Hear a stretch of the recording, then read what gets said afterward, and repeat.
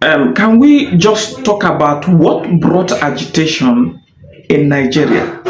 Agitation in the northeast, agitation in the southeast, agitation in the south-south. Can we just talk about it? Eh? Nigeria is a country with a complex history, culture, diversity, and economic changes.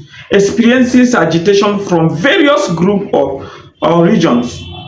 Some of the undue causes of this agitation in Nigeria include I am going to explain to you why these agitations are very high.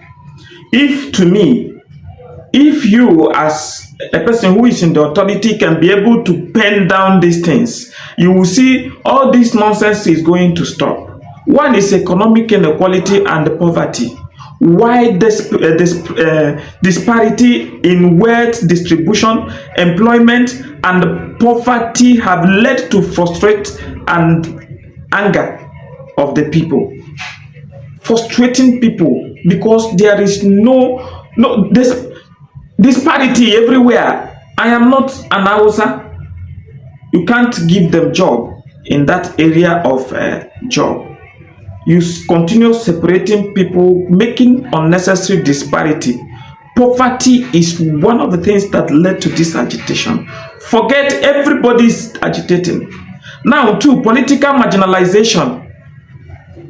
I heard over the one time they say there is a place written in the money, Nigerian money, that Igbos cannot rule Nigeria again.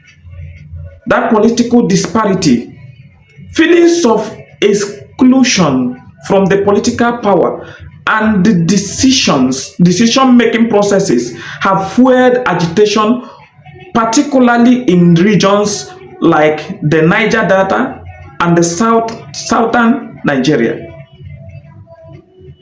even in the southeast.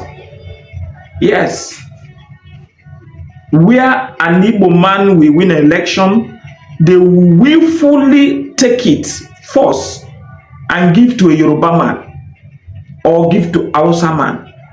That is political marginalization. Nobody will be happy, even you. Check the last election in 2023.